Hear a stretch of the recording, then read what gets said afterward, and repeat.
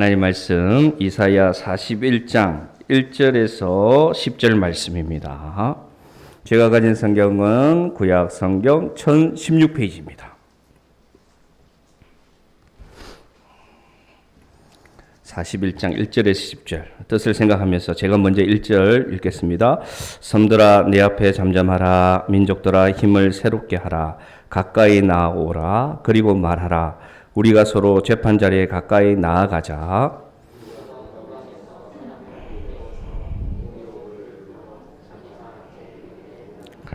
열국을 그의 앞에 넘겨주며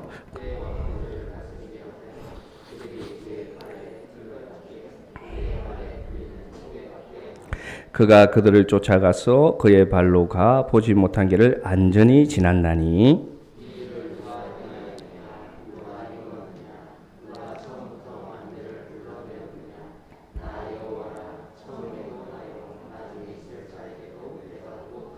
섬들을 보고 두려워하며 땅끝이 무서워 떨며 함께 모여와서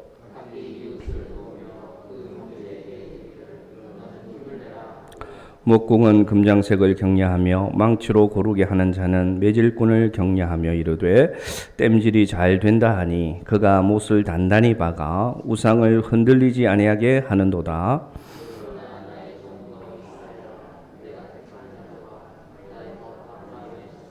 내가 땅끝에서부터 너를 붙들며 땅 모퉁이에서부터 너를 부르고 내게 이르기를 너는 나의 종이라 내가를 택하고 싫어하여 버리지 아니었다 하였노라. 두려워하지 말라. 내가 너와 함께함이라. 놀라지 말라. 나는 내 하나님이 됨이라. 내가 너를 굳세게 하리라.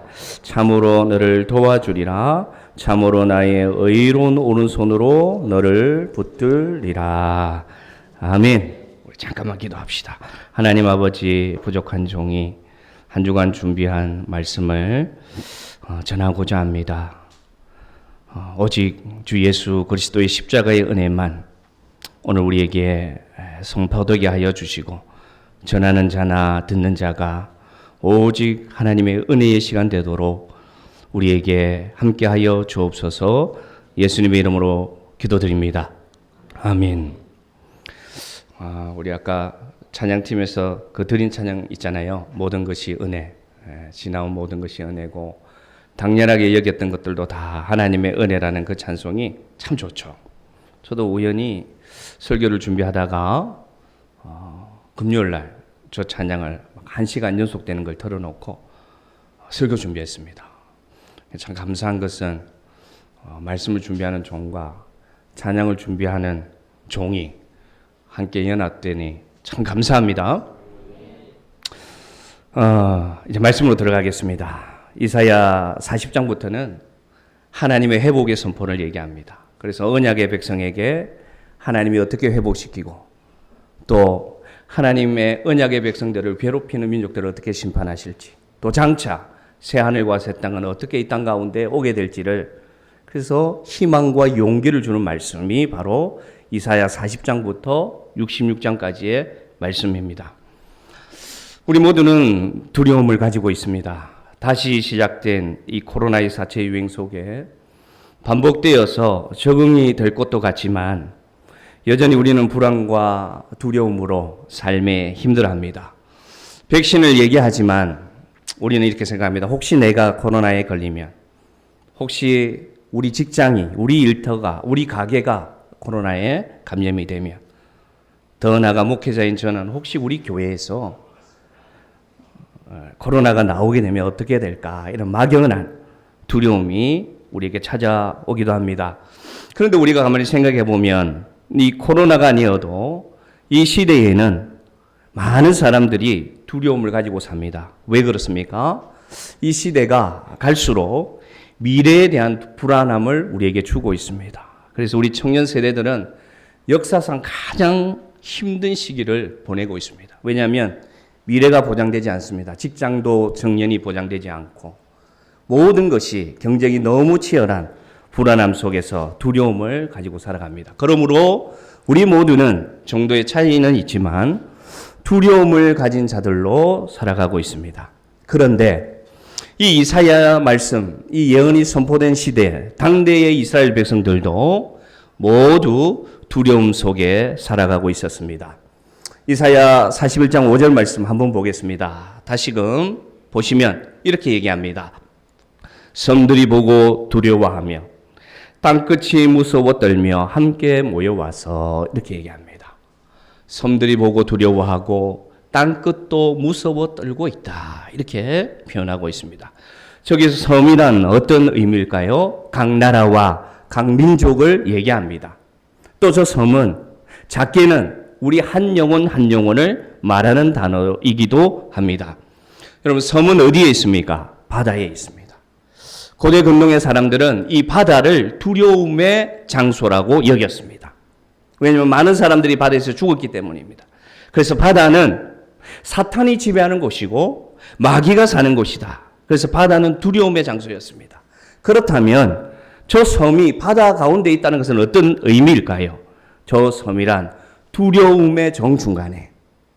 그러므로 저 섬이란 의미는 뭐냐?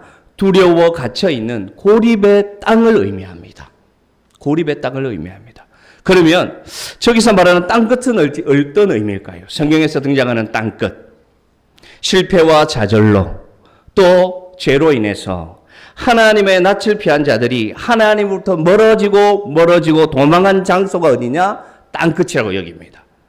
그러므로 그것은 절망의 땅을 얘기합니다. 그러면 이 41장 5절의 섬들, 이 땅끝은 무엇을 말하느냐? 고립된 곳, 그리고 절망의 땅을 얘기합니다. 그러고 보니 참 오늘이 어떻게 보면 이 고립과 절망의 현실의 세상임을, 그래서 동일하다는 것을 알 수가 있습니다. 당시 이스라엘 백성은 어땠습니까? 솔로몬 성전이 파괴되고 바벨론으로부터 그 이스라엘 성읍이 무너지고 하나님이 계시면 망하지 않을 예루살렘이 망한 후에 다 불불이 흩어지고 바벨론이라는 땅으로 가서 형편없는 노예살이로 추락한 정말 실패와 절망에 있던 시대가 바로 이 이사야 예언의 말씀이 선포되는 시대였습니다. 절망감이 겉으로 드러나지고 있지 않지만 우리 모두에게는 지금 두려움이 우리 안에 자리 잡고 있습니다. 근데 여러분 한번 생각해 보십시다. 이 두려움은 어디서부터 왔을까요? 그것은 창조하신 하나님으로부터 인간이 멀어짐으로, 분리됨으로 두려움은 시작된 것입니다. 그래서 이사야서는 두려워하는 백성들을 어떻게 표현하느냐? 듣지 못하고 보지 못하는 백성들이라고 얘기합니다. 어떤 의미입니까? 하나님과 차단되어서 하나님의 음성을 듣지 못하고 하나님을 보지 못하면 그 백성은 어떤 자냐? 섬이요. 그 백성은 어떤 자냐? 땅끝에 거주하는 백성이 된다는 것입니다. 그러므로 두려움의 근원은 하나님으로부터 왔음을 기억하시기를 바랍니다. 이것을 아는 것이 정말로 중요합니다. 왜냐하면 이 두려움에는 두 가지가 있습니다, 여러분. 어떤 게 있느냐? 두려움 자체를 두려워하는 사는 인생이 있고요. 두려움의 이유가 되는 하나님을 두려워하고 사는 인생이 있습니다. 이것은 정말로 같은 두려움이지만 정말 큰 차이가 있습니다. 먼저는 두려움 자체를 두려워하는 사람은 어떻게 사는지 성경이 오늘 얘기하고 있습니다. 이사야 41장 6절 7절 한번 보겠습니다. 뜻을 생각하면서. 두려움 자체를 두려워하는 인생들은 어떠냐? 그 민족들은 어떠냐? 같이 읽어봅시다. 각기 이웃을 도우며 목공은 금장색을 격려하며 망치로 고르게 하는 자는 매질꾼을 격려하며 이르되 땜질이 잘 된다 하니 그가 못을 단단히 박아 우상을 흔들리지 아니하게 하는도다. 아멘. 즉시 두려움을 두려워하는 자들의 삶을 오늘 하나님은 저렇게 표현하고 있습니다. 사람들은 여러분 이런 두려운 일이 생기면 나름 지혜를 모읍니다. 협력합니다. 연합합니다. 그리고 이웃을 돕기도 합니다. 사람들에도 인류애가 있기 때문에 힘을 내라고 격려하기도 합니다. 그리고 각계의 전문가들이 나와서 이 두려움의 현상을 없애기 위해서 협력합니다. 아름다운 인류애를 드러내기도 합니다. 그러나 여러분 가만히 살펴보면 그렇게 보인다는 표현이 맞습니다. 왜냐하면 이 위기가 계속되고요. 가중되면, 지속되면 어떻게 합니까? 결국에는 이기적인 욕구들이 나와서 각자가 먼저 자기가 의지하는 것을 잡으려고 다투게 됩니다. 그래서 오늘 말씀을 보면 41장 7절에 보십시오. 그들은 이웃을 돕고 형제에게 이르기를 격려하고 망치로 고르게 하고 매질꾼을 격려하고 다 해놓고는 결국은 무엇을 합니까? 무엇을 단단히 박아 무엇을 흔들리지 하게 한다? 우상을 흔들리지 아니하게 하는도다. 그렇게 되어 있습니다. 전반전은 의미가 참 좋은 것 같아요. 그런데 후반전에 가서는 뭐라고 하느냐? 그들의 결국은 뭐냐? 두려움을 두려워하는 자들의 결국은 뭐냐? 결국 자기가 믿는 우상을, 자기가 붙드는 우상을 경고하게 하더라. 그게 세상이더라. 한 현상을 볼까요? 백신이 개발되고 많은 나라가 협력할 것처럼 시작되었습니다. 근데 3차 유행, 4차 유행 오니까 어떻게 합니까? 자기들 백신 다 맞으면서도 2차까지 다 맞았는데 뭐라고 합니까? 부스터샷, 3차 접종 하면서 다시 백신을 잡습니다. 움켜잡습니다. 그게 우상입니다. 왜냐? 두려움을 두려워하기 때문입니다. 그래서 내가 먼저, 우리 가족 먼저, 그죠? 우리 나라 먼저, 뭡니까? 이기적 욕구를 따라서 격려하지만 결국은 자기가 믿는 우상을, 자기가 의지하는 것을, 자기가 욕심하는 것을 더 붙드는 것이 뭐더라? 두려움을 두려워하는 사람들의 인생이더라. 그렇게 얘기합니다. 근데 하나님은 뭐라고 말씀하셨느냐? 보라, 그들은 다 헛되며 그들의 행사는 허무하며 그들이 만든 우상들은 바람이요 공허한 것들 뿐이니라 하고 하나님은 이 세상에 공허한 것들을 말씀하고 있습니다. 이런 모습이 두려움을 두려워하는 자들의 모습입니다. 그런데 다른 자들이 있습니다, 여러분. 다른 자들이 있어요. 그것은 뭐냐? 두려움의 근원이 되신 하나님을 알고 하나님을 두려워하는 자들입니다. 동일하게 두려워하는데 이 태도가 다르고 모습이 다릅니다. 자, 왜 그러냐? 근원을 알기 때문입니다. 주권자를 알기 때문입니다. 하나님을 알기 때문입니다. 그들은 어떤 사고방식을 가지는지 한번 보겠습니다. 되어 있습니다. 성경이 나옵니다. 이사야 41장 4절 한번 보겠습니다. 41장 4절 말씀. 두려움의 근원 대신 하나님을 두려워하는 자들은 어떤 생각을 가지느냐. 같이 읽습니다. 누가 이런 일을 일어나게 하였느냐. 누가 역사의 흐름을 결정하였느냐. 태초부터 나 주가 거기에 있었고 끝날에도 내가 거기에 있을 것이다. 할렐루야. 저 말씀은 하나님이 이스라엘 백성에게 하는 말입니다. 그런데 저 말씀을 우리 한 번 더 보면서 마음으로 묵상해 보시기 바랍니다. 두려움을 두려워하는 자들은 그 두려움의 현상을 없애기 위해서 각기 노력합니다. 그런데 우리는 다릅니다. 하나님을 아는 자들은 다릅니다. 어떤 사고를 가지느냐. 누가 이런 일을 일어나게 하였을까? 누가 이 역사의 흐름을 주관하는 자인가? 그러면서 주님이 말씀하십니다. 내가 거기에 있었고 그 다음에 여러분 저 뒤에 말씀을 보시기 바랍니다. 끝날에도 내가 거기에 있을 것이다. 할렐루야.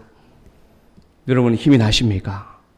하나님이 하셨고 하나님이 역사의 흐름을 결정하시고 이 코로나의 시대에도 하나님의 이유로 인해서 하나님의 계획에 의해서 하나님의 목적에 의해서 되어지고 있으며 중요한 것은 뭐냐? 나는 몰라도 나는 다 이해하지 못해도 하나님 뭐라고 하느냐? 내가 거기에 있고 지금 이 가운데 있고 이 고통의 현상 가운데 내가 있고 끝날에도 나는 끝까지 너와 함께 있을 것이다. 이것이 뭐냐? 두려움 자체를 두려워하는 자들이 아니라 하나님을 두려워하는 자들이 가질 수 있는 믿음의 생각임을 기억하시기를 바랍니다. 그래서 여러분 우리는 다 같이 섬과 같은 형편이고 땅끝에 있는 형편이라고 하더라도 저 말씀을 아는 사람, 저 말씀을 묵상하는 사람은 같이 두려워하는데도 저도 두려워하고 우리 모두 두려워합니다. 같이 두려워하는데도 다르다는 것입니다. 여러분 믿어지십니까? 그러면서 하나님이 오늘 말씀 속에 하나님을 두려워하는 자들에게 두려움의 근원을 아는 자들에게 하나님이 이제 본격적으로 말씀하고 있습니다. 우리에게 말씀하고 있습니다. 뭐라고 말씀하시느냐? 41장 8절 말씀 읽어보겠습니다. 뭐라고 말씀하시느냐? 자, 같이 읽어봅시다. 그러나 나의 종 너 이스라엘아, 내가 택한 야곱아, 나의 벗 아브라함의 자손아. 할렐루야. 할렐루야. 저 말씀이 너무 좋지 않습니까, 여러분? 저는 어디 말씀이 참 좋은지 다 좋지만 저 절에서 묵상하는 가운데 탁 다가온 단어가 있습니다. 뭡니까? 나의 벗, 나의 벗. 우리 말로 하면 뭡니까? 나의 친구. 그래서 오늘 우리가 부른 찬송이 92장 찬송입니다. 나의 벗 아브라함의 자손아. 그렇게 얘기합니다, 여러분. 여러분, 벗이란 어떤 의미입니까? 물론 원어적으로 보면 저 성경 벗이란 단어는 사랑하는 그런 뜻입니다. 원어적으로 보면. 더 나아가면 그 사랑은 어떤 사랑이냐면 약속이 변치 않는 그런 의미입니다. 더 좋죠, 의미가. 근데 우리 한글 성경에는 벗이라고 번역되어 있습니다. 여러분, 친구를 한번 떠올려 보시기 바랍니다. 친구란 어떤 존재입니까? 유익을 구하지 않는 존재입니다. 친구는 기쁨도 슬픔도 심지어 나의 부끄러움도 같이 알고 이해하는 존재입니다. 우리 안양에서 온 집사님 한 분이 계시는데 과거에 저하고 이제 이렇게 혼자 와서 이 교제할 때 자주 얘기하는 친구가 있어요. 삼총사가 있대요. 어릴 때부터 유치원 때부터 같이 만난 친구가 있답니다. 삼총사. 그 친구들 얘기를 자주 하더라고요. 왜냐? 혼자 와 있으니까 친구 생각이 나는 거죠. 여러분, 저도 친구가 있습니다. 고등학교 때 오발탄이라는 친구들이 있었어요. 예. 그 중에 한 친구가 어젯밤에 전화 왔어요. 어젯밤 10시쯤에. 천이마! 하고 전화가 왔더라고요. 저한테 전화 안 왔어요. 다 같은 친구거든요. 내가 적금이 완료가 됐다고 문자가 왔는데 얼마나 될까? 물어보더라고요. 아직 은행에 다니는 줄 알았는지.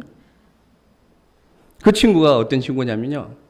제가 고등학교 2학년 때 버스에서 마음으로만 저 이 학생 한번 만나고 싶다 이렇게 말을 했거든요. 친구한테. 성재야, 나 저 학생 한번 만나고 싶다고 얘기했거든요. 그 친구가 지금의 사모를 만나게 해줬습니다. 그 친구가. 참 좋은 인연이죠. 그 친구가 전화가 왔어요. 근데 여러분, 이 세상의 친구는 유한합니다. 다툴 수도 있습니다. 그리고 물리적으로 떨어져서 보고 싶어도 만나지 못하는 것도 친구입니다. 함께하지 못합니다. 그래서 따지고 보면 영원한 친구란 없습니다. 근데 여러분, 오늘 하나님이 왜 오늘 우리에게 나의 벗 아브라함의 자손아 불러주실까요? 하나님은 영원한 친구가 되어주시기 원함입니다. 하나님은 언제나 함께 하시기를 원하십니다. 물리적으로, 공간적으로 함께하지 못하는 친구가 있는데 하나님은 그렇지 않습니다. 하나님은 우리와 영원히 함께하는 친구가 되어주시기를 원합니다. 친구가 되는 이유가 어디에 있습니까, 여러분? 왜 우리가 친구가 될까요? 그것은 바로 공감이라는 그 단어가 있기 때문입니다. 공감이 여러분 무엇이라고 생각하십니까? 우리는 이렇게 생각합니다. 공감이라는 것은 그 사람의 생각, 그 사람의 말에 동의한다고 생각하는데 아닙니다, 여러분. 공감이란 무엇인지 아세요? 그 사람을 그 사람 자체로 내가 받아들이는 게 뭐다? 공감입니다. 그래서 친구가 되는 거예요. 내가 잘나서 친구가 되는 것이 아니라 그 사람 자체가 좋아서, 그 사람 자체가 이해가 되어서, 그 사람 자체의 동정감을 느끼기 때문에, 공감하기 때문에 친구가 되는 것입니다. 그러므로 오늘 하나님이 우리에게 나의 벗이라고 불러주신다는 것은 뭐냐? 하나님이 우리 자체를 받아들여 주신다는 것입니다. 하나님이 우리 자체를 사랑하신다는 것입니다. 여러분, 이 단어가 여러분에게 협력의 힘으로, 이 단어가 여러분이 세상을 살아가는 힘의 단어로 다가오기를 간절히 바랍니다. 이제는 여러분에게는 변치 않는 친구가 있음을 기억하시기를 바랍니다. 그러면서 나를 친구라고 불러주신 하나님은 어떤 분인지 소개합니다. 어떤 분인지. 41장 9절 말씀 한번 읽어봅시다. 하나님은 어떤 친구인지 나에게 소개합니다. 자, 우리 뜻을 생각하면서 시작. 내가 땅끝에서부터 너를 부르고 내게 이르기를 너는 나의 종이라. 내가 너를 택하여 싫어하여 버리지 아니하였다 하였노라. 아멘. 그렇죠? 뭐라고 말씀하십니까? 땅 끝에 있더라도 너를 붙들고 땅 모퉁이에 있더라도 내가 너를 부르고. 그죠? 그런 친구라고 오늘 말씀하십니다. 우리는 여러분, 우리 인생은 어떤 인생입니까, 여러분? 좋아하는 것을 바라고 선택하는 선택의 연속의 인생이 아니겠습니까? 꼭 물건뿐만 아니라도 우리는 그렇습니다. 우리도 선택받기를 원합니다.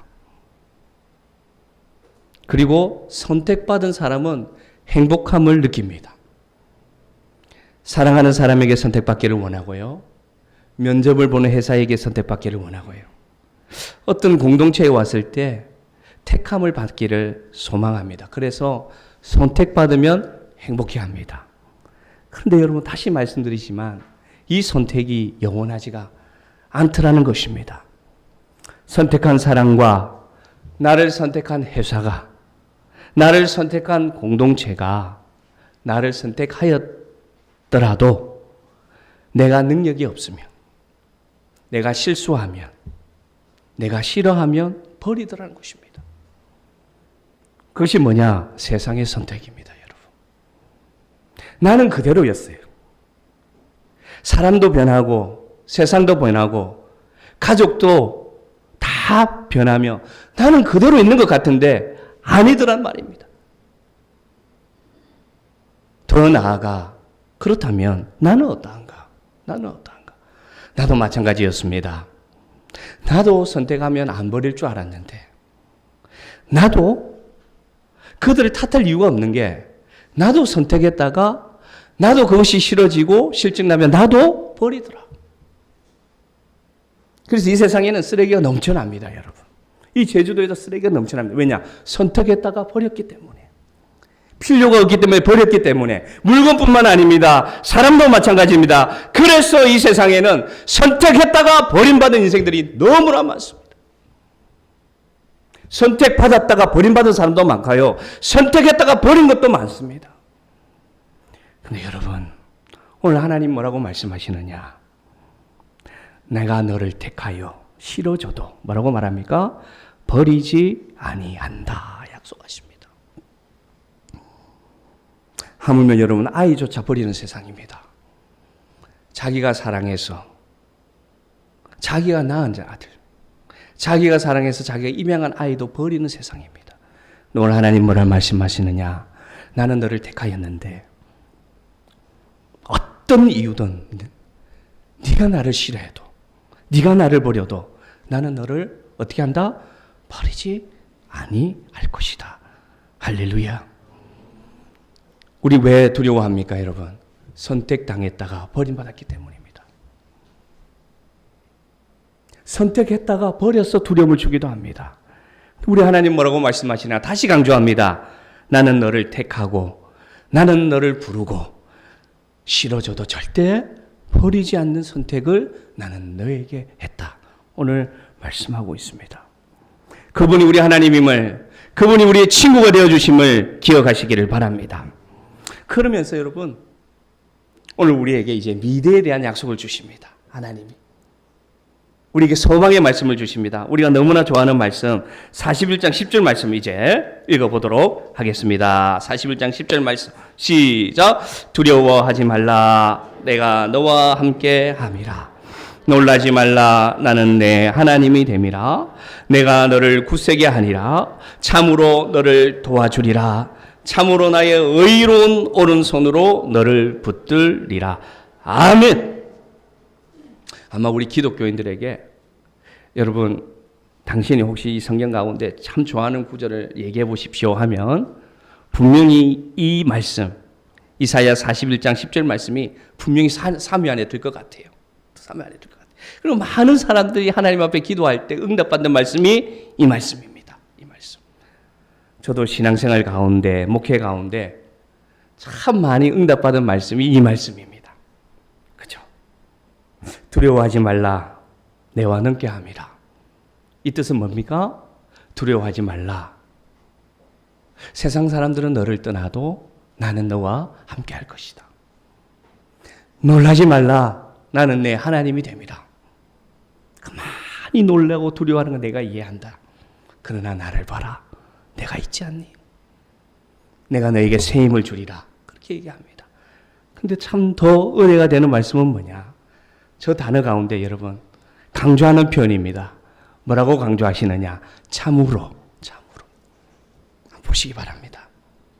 참으로 너를 어떻게 하신다? 도와주리라. 한 번 더 얘기합니다. 참으로 나의 의로운 오른손으로 너를 붙들으라. 그렇게 말씀하십니다. 말씀을 묵상하면서 저 참으로는 단어가 저에게 다가왔습니다. 왜 하나님은 저 참으로라는 단어를 넣었을까요? 우리 모두가 세상에서 너무나 많이 속았기 때문에, 너무나 많이 상처받았기 때문에, 하나님은 우리를 아시기 때문에 분명히 참으로라는 단어를, 나는 진실로, 나는 진짜로 라는 단어를 사용했다고 저는 믿습니다. 저 원어로는 이렇게 되어 있습니다. 더군다나 나는 너를 굳세게 하리라. 더군다나 내가 너를 굳세게 하고 도와주리라. 더군다나 나의 의로운 손으로 너를 붙들리라. 하나님의 약속이 오늘 이 말씀을 듣는 여러분에게 실제로 다가오는 역사가 일어나기를 소망합니다. 아멘. 그냥 성경에 기록된 말씀이 아니라 나를 벗으라고 불러주시고 그 벗은 어떤 벗입니까? 싫어져도 버리지 않는 벗. 택하였기 때문에 결코 포기하지 않는 벗으로 불러주신 하나님이 뭐라고 하느냐? 참으로 내가 너를 도와주리라. 참으로 의로운 오른손으로 너를 붙들리라. 오늘 말씀하고 있습니다. 제 약속대로 주님은 제 약속을 이루기 위해서 하나님은 이 땅에 낮은 자로, 이 세상에 참 평범한 한 인간으로 오시기를 결심했습니다. 좀 가난하게 오셨습니다. 그리고 외롭게 오셨습니다. 그리고 우리 주님은 무시당하면서 태어나셨습니다. 우리 주님의 성장의 모습은 어땠습니까? 아버지가 누구인가? 꼬리표처럼 쫓아다녔을 겁니다. 아버지가 누구인가? 그래서 성경에 보면 대부분 아들을 표현할 때는 아버지의 이름을 얘기합니다. 요셉의 아들 예수 이렇게 해야 되는데, 예수님이 마을에서 하나님의 복음을 전할 때 회당에서 뭐라고 합니까? 사람들이 수군거리면서 저 자가 마리아의 아들이 아닌가 이렇게 얘기합니다. 우리는 그냥 마리아 아들 마치 이렇게 받아들이지만 모욕이었습니다, 여러분. 다른 말로 하면 애비 없는 자식 아닌가. 저 애비 없는 자식이 성경을 가르쳐 그렇게 모욕당했습니다, 여러분. 그분은 그 땅의 섬들에게 가셨습니다. 그분은 그 땅의 땅끝에 거주하는 사람들을 찾아다녔습니다. 그래서 사람들에게 선택되었다가 사람들에게 버림받은 자들을 찾아다녔습니다. 그들이 누구였습니까? 가늠한 현장에서 잡혀온 여인, 문둥병에 걸린 병자, 아들을 잃어 슬픔 가운데 울고 있던 가부, 손가락질 당하던 세리, 앞을 보지 못해 구걸로 살아가던 맹인, 혈루증을 갈아서 늘 숨어 살던 여인, 움직이지 못해 침상에 들려온 병자. 여러분, 예수님은 이 땅에 오셔서 이 약속을 증명하듯이 이 땅의 성들에게, 그 땅의 땅끝에 거주하는 자들을 찾아다녔습니다. 그래서 주님은 쫓기는 자들을 품으시고 억압과 가난과 배고픔에 있는 자들을 오병이어의 기적을 베푸시며 배부르게 하셨습니다, 여러분. 주님은 이렇게 말합니다. 여우도 굴이 있고 공중에서도 거처가 있지만 인자는 머리 둘 곳이 없다. 주님을 따라오고자 하는 제자에게 그렇게 말씀하실 정도로 주님은 험악한 세상 가운데 살아가셨습니다. 왜 그렇게 하셨습니까? 그 약속을 증명하기 위해서.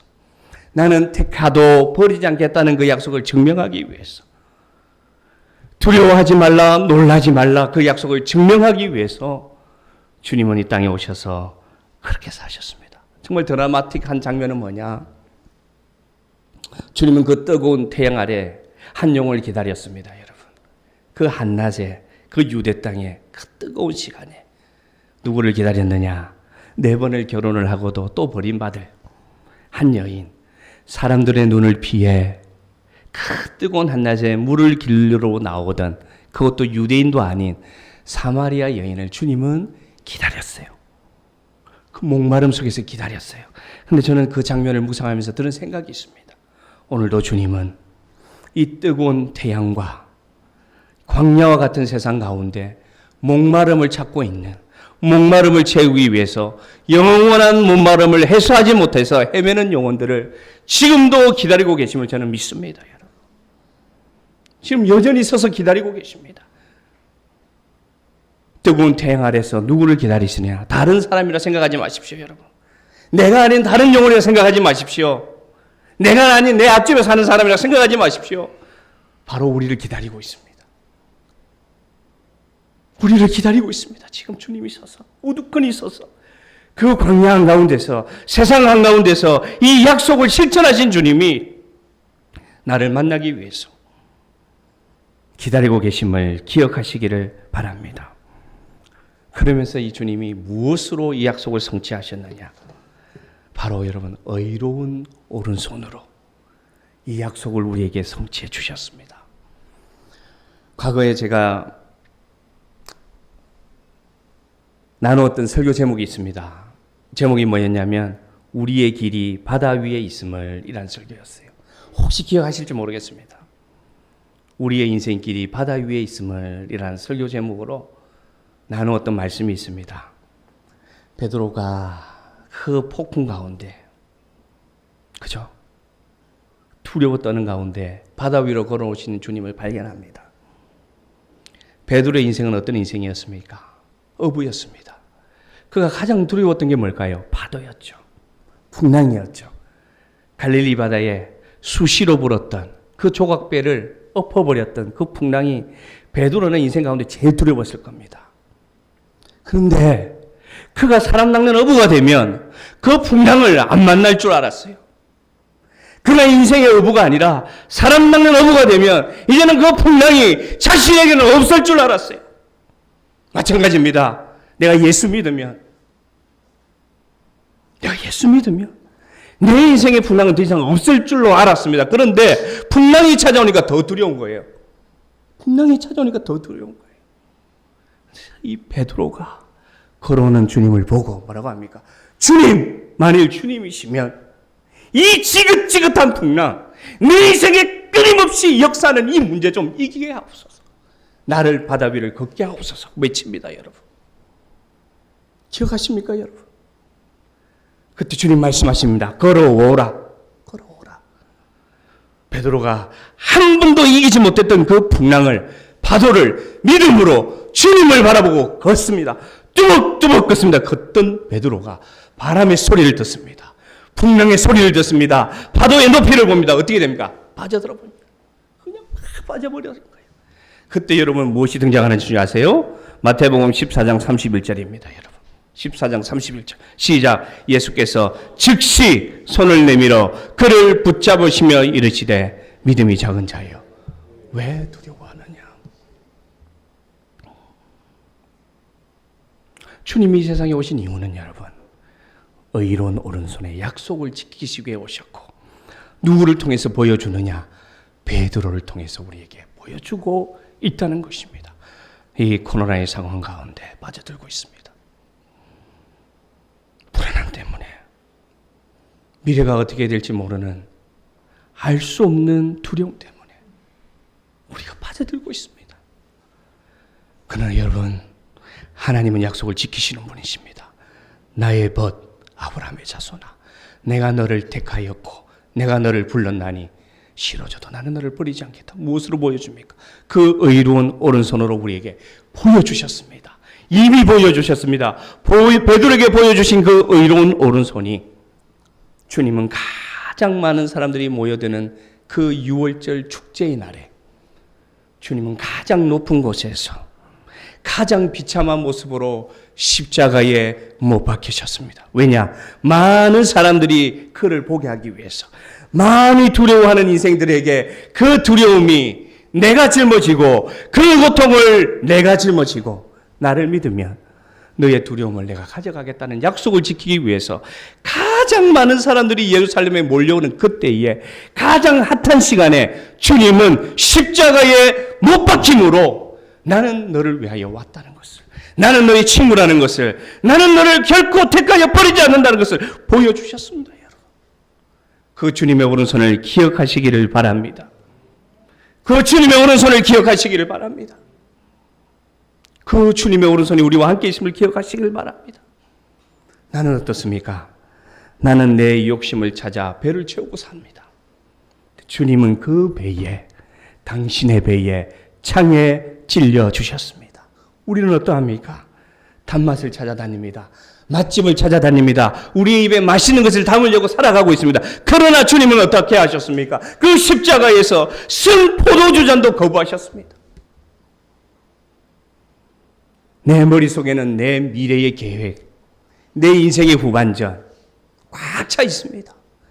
내 자신만의 계획으로, 내 자신의 욕심으로, 내 생각으로 꽉 차 있습니다. 주님은 어떻게 하셨습니까? 그 머리에 가시관을 쓰시면서 우리에게 보여주고 계십니다.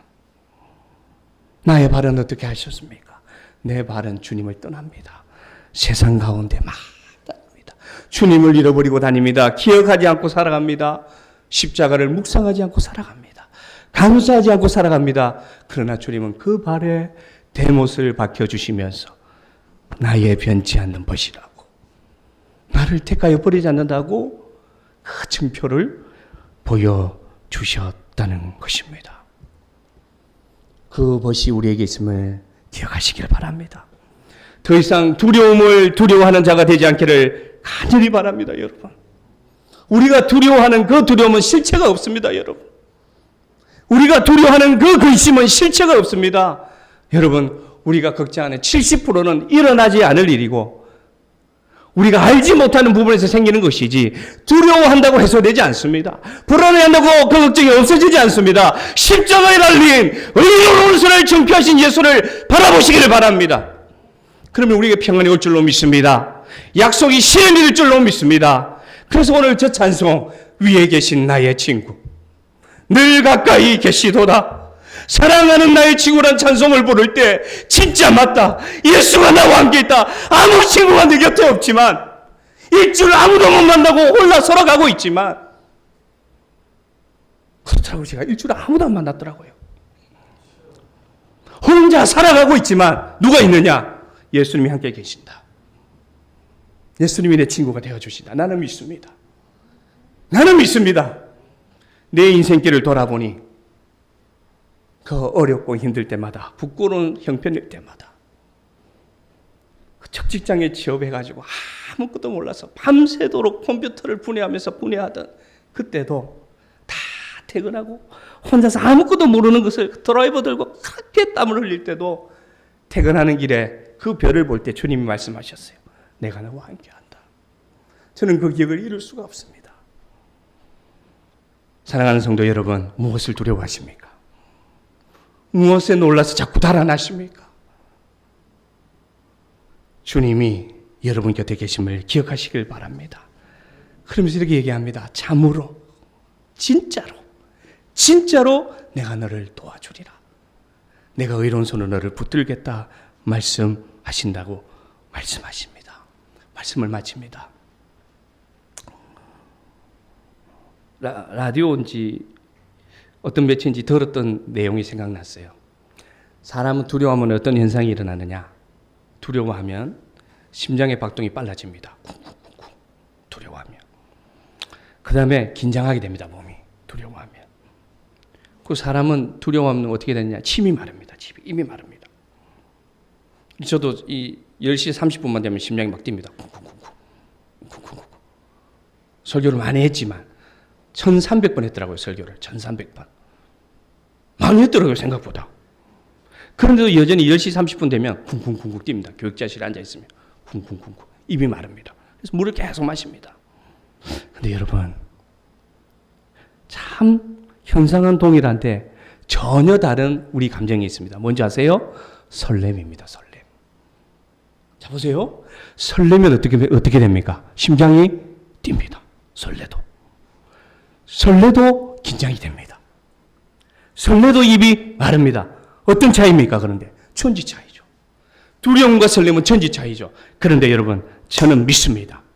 두려움을 두려워하는 자들은 두려움에 그치지만 두려움의 근원 대신 하나님을 두려워하고 하나님을 믿는 자는 두려움이 바뀌어 설렘이 될 줄로 믿습니다. 믿습니다.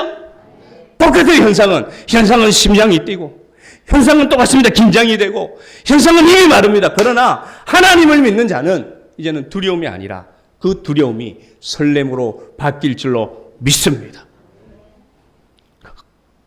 그 하나님을 붙들고 나아가기를 바랍니다.